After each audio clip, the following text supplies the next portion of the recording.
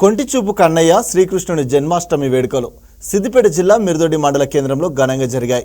ఈ వేడుకల సందర్భంగా మండల కేంద్రంలో కొలువుదీరిన శ్రీ సీతారామచంద్ర స్వామి వారి ఉత్సవ విగ్రహాలను గ్రామస్తులు పూరవీధుల గుండా ఊరేగించారు।